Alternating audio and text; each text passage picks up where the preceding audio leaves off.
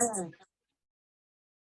right, so we are going to be learning about the intermediate value theorem, which I'm going to give a brief explanation of what it is. It's essentially just trying to find some intermediate, some middle value in between two other values. So let's look at the theorem itself, draw up a visual, talk about its little nuances, and then start some examples. So it says, if f of x is continuous on a closed interval a to b, so that's criteria number one.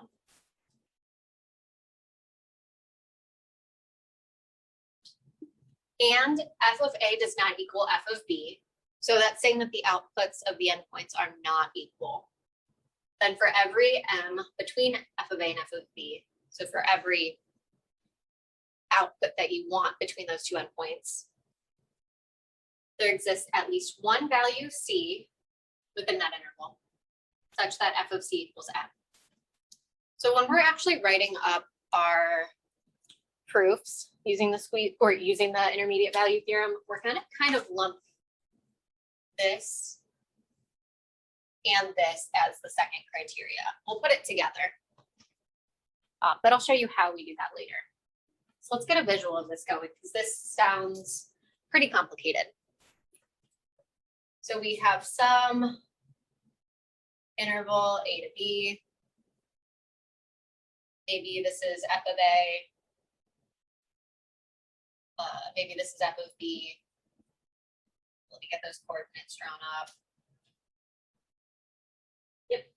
And then I just need it to be continuous between those two coordinates. So maybe this is my graph.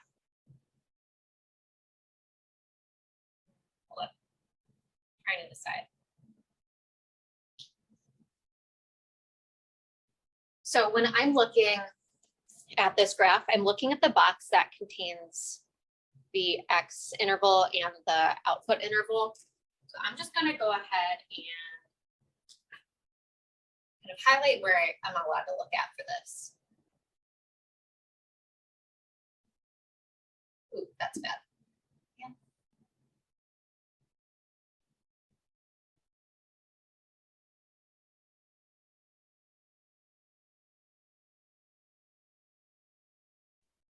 Okay, there we go. So the second criteria is essentially saying that there's going to be some m value in between f of a and f of b, where there's at least one x value that has that as the output. So let's just look at a few different cases. So in that box, yeah, I do have an x value here that has the output of m. Maybe I look here. Yeah, there's at least one x value that has that output of m. Maybe I look here. Yeah, there's technically an x value that has that output of m. So that's all it's guaranteeing us, is that if we're looking between f of a and f of b, every single value in between those, every intermediate value in between those outputs is guaranteed to have at least one x value with that output. All it's doing. So it's useful for maybe like solving equations that you don't necessarily have easy ways to solve, or saying that your function might take on a value that you don't want to, again, solve for. That's pretty much what we use this to do. So key points here, we need our function to be continuous over a closed interval. And that m value that we're looking at needs to be between those two outputs. And again, f of a and f of b cannot equal each other. Okay. So if those criteria are met, we can say that there's at least one x value in the interval where f of x takes on that output. So example 1 and example 2 are essentially looking at the criteria and seeing if we're allowed to use the intermediate value theorem. Let's take a look here. Example 1, can you use the intermediate value theorem to show that there is a value c such that f of c equals 2? Explain your answer. I want you to go ahead and pause the video, look at the criteria, and make a decision. When you're ready, come back and we will discuss. All right, so I'm going to look at my output of 2. And in order to use the intermediate value theorem, my function needs to be continuous around that interval. So my function looks like it's continuous everywhere, but I don't have an interval around 2. I have some outputs above 2, but nothing, like there's no coordinates below 2. So I can't actually use the intermediate value theorem since there's no interval surrounding 2. I can't actually have 2 as one of the endpoints. No, because there is no interval.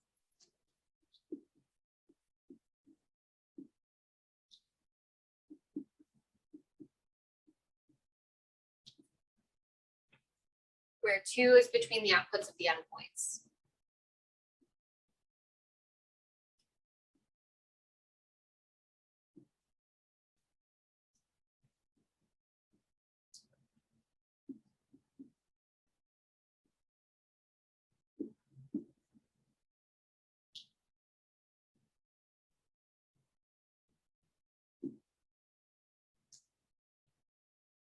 Okay.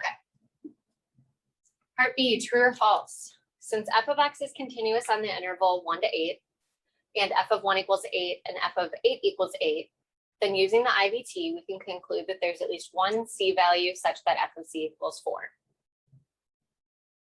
So take a look at your criteria and decide. First criteria, our function is definitely continuous on a closed interval. Check. Second criteria, f of A does not equal f of B, and that x, the output that we're looking for, is between them. No, that does not work. So I'm going to say false. Because f of 1 actually equals f of 8, and they're not supposed to. Also, 4 is supposed to be between those outputs, and it's not. So I'm going to say 4 is not between f of 1 and f of 8.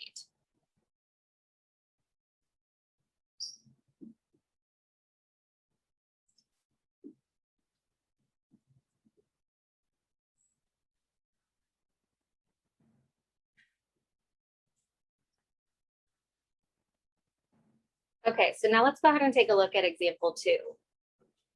Can you use the IVT to show that there is a value C such that f of C equals 1.5 over the interval 1 to 2? So I think this time I'm actually going to write the criteria up that we need to check for. So first of all, is the function continuous over our closed intervals?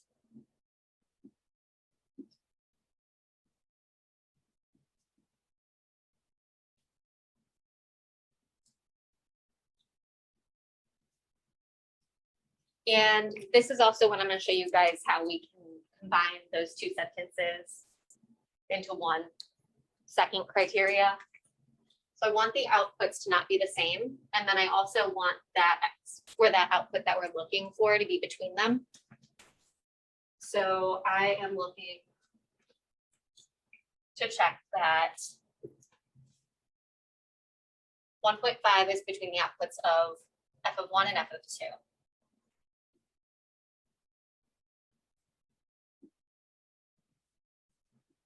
And if I need to switch the 1 and the 2 around, that's fine. They don't necessarily need to be f of 1 being the smaller output, f of 2 being the larger, as long as I look and then switch them around later. So let's see, f of x is continuous over 1 to 2. So I'm going to get the output for 1. That's here. The output for 2. It's up here. So I actually do not have a continuous function from 1 to 2. I have a continuous function from closed 1 open on 2, but I need it to be closed for the entire interval. So this is not going to work. So for that alone, I can just say I can't use the IVT, but I'd like to know for both criteria as well. So let's see, f of 1 is 1. F of 2 is 2. So 1.5 is between those two outputs. I just can't use the IVT because it doesn't meet that first criteria.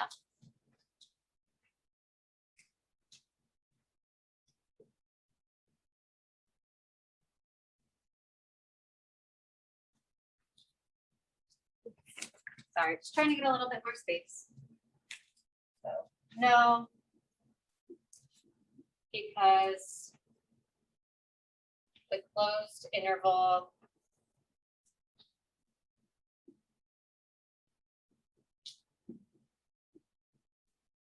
from 1 to 2 contains a jump discontinuity.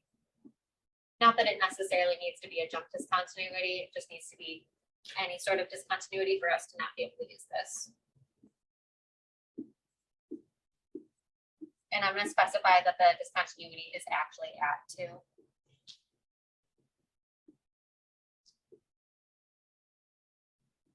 Okay, so when you're done writing that, go ahead and flip your notes over and let's take a look at the back.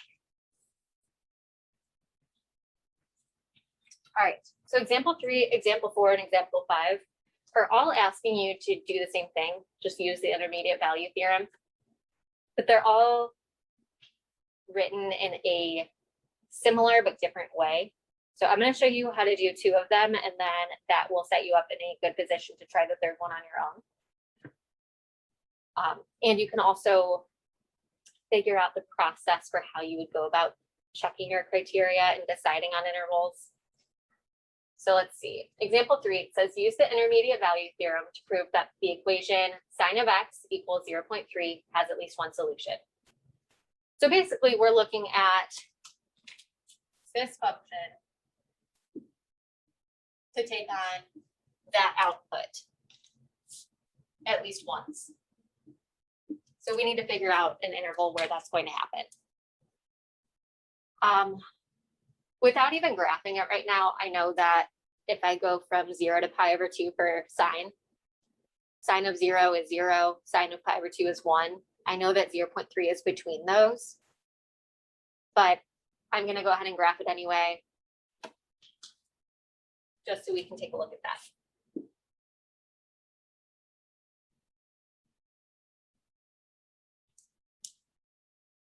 Okay, so we have 0 here, pi over 2 here. It goes from 0 to 1.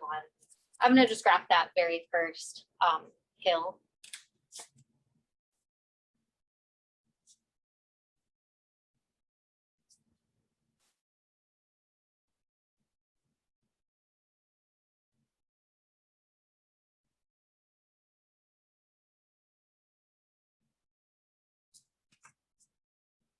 So sine of 0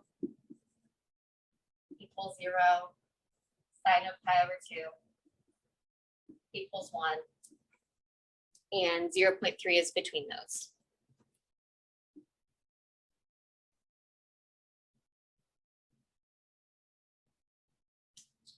So what I'm going to do now is highlight the section of the graph that I'm actually allowed to look over.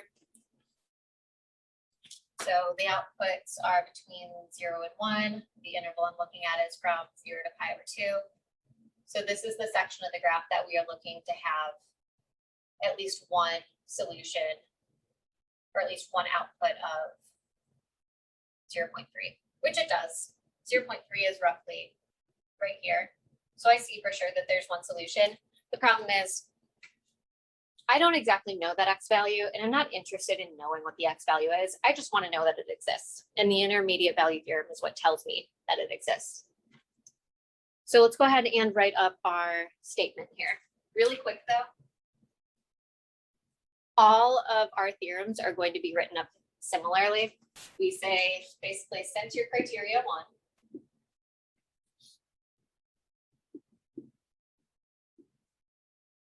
is occurring and criteria 2 is occurring,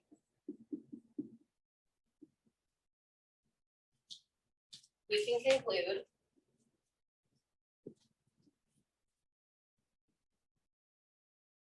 whatever the original problem was. So in this case, it would be sine of x equals 0.3. But we need to specify for some x value within our open interval.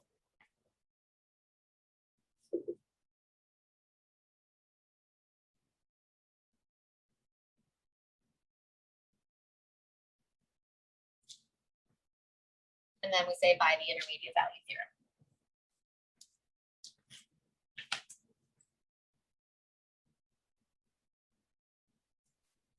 Okay, so let's go ahead and write up our answer here. So since f of x equals sine of 1 over x is continuous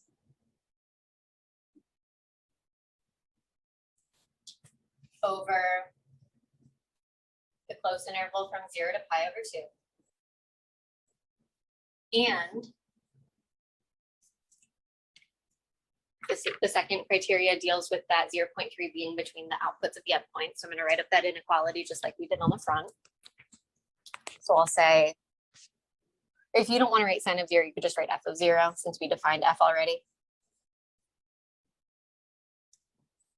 So f of 0 equals 0 is less than 0.3, which is less than f of pi over 2, which is 1. All right, 2 criteria, we can conclude.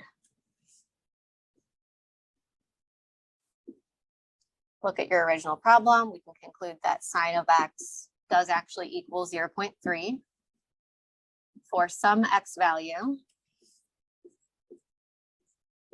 within the open interval that we were looking at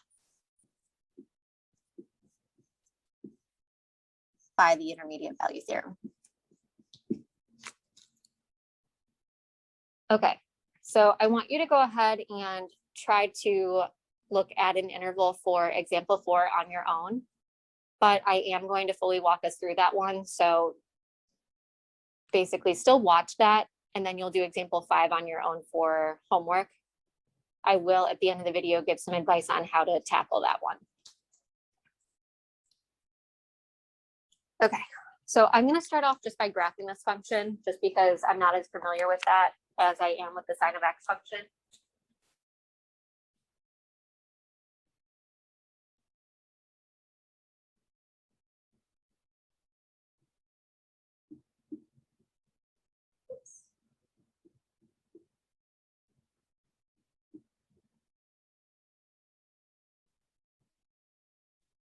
Okay, so remember, I need this function to be continuous over whatever interval I'm looking at. And it looks like we have a vertical asymptote at -1. So I'm going to have to look at values on either side of that. If I look to the left of -1, none of those values are going to take on, I think it's 0.4. So I'm going to look to the right of -1. Let's see. 0.4 is probably roughly right here since I have this scaled by tick marks of 1. So what I'm thinking is, I know that for sure if I go from an x value of 0 to maybe an x value of 1, I'm definitely going to have an output of 0.4. So that's a safe one. Yeah, let's go ahead and do that. You could also, if you want to choose a bigger one, if you wanted to go just outside of -1, maybe go from -0.75, that would be okay. As long as you were choosing an output that is lower than that later on, like, I don't know, maybe 2. So that 0.4 is between those, that would also work. So I'm going to draw this up really quick.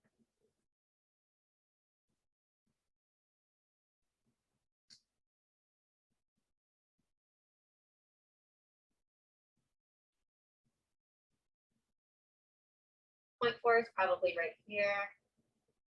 You know what? I think I'm actually going to go with the -0.75 because that's the last number that I remember saying.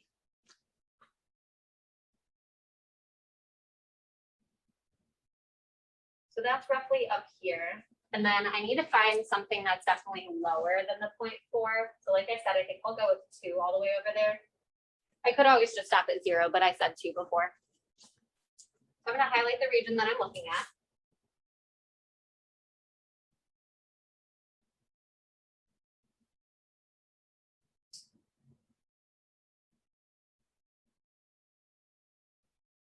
And I can tell you, it for sure looks like my function is taking on that value of 0.4 many times. but it looks like I at least chose an interval where it's happening at least once. So that's all that I needed. Let's figure out f of negative 0.75 and f of 2. I have those preloaded into the calculator because I paused this a moment ago. So it looks like f of negative 0.75 has not put of 0.6495 and f of 2 has not put of 0.031. So 0.4 is definitely between those.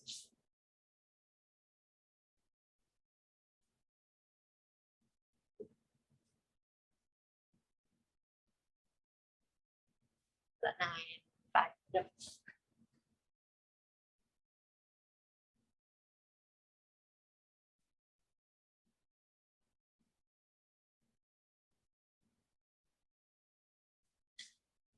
Okay, so let's go ahead and write up our full statement. I'm going to recommend you pause the video and try it out yourself and then double check that you have everything in there that's supposed to be. So it says since f of x is which equals, you need to make sure that you state the function, is continuous over the closed interval from negative 0.75 to 2. And let's see, the smaller output is actually f of 2. So f of 2 is less than 0.4, which is less than f of negative 0.75.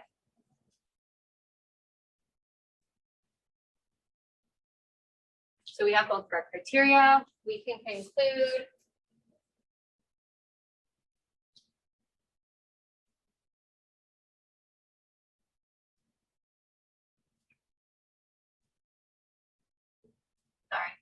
that, and then this asks that this function takes on the value 0.4. So we can conclude that f of x takes on the value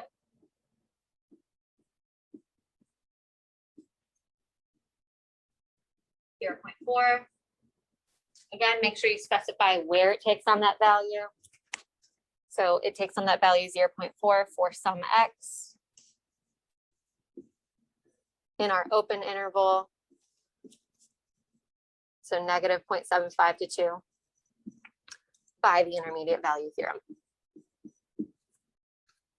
Okay, I would like you to go ahead and listen very closely about my advice for example 5. What you are going to do here is, you see how we have variables on both sides? Hold on, did that follow?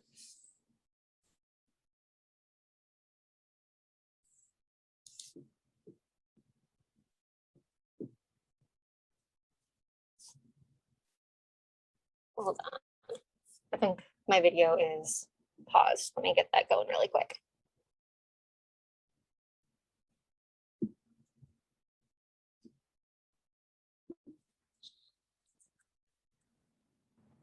There we go, I think. Okay, so regardless, for example 5, it says proof that the equation e to the power of x equals negative ln of x has at least one solution using the intermediate value theorem. So remember, we're looking at a function taking on a value to use the intermediate value theorem. So what we're going to do, just like we did in example 1, is we had one side being the function in our equation, and then we had the other side being the value that we wanted to take on. So what I'm going to do here is move that ln of x to the other side.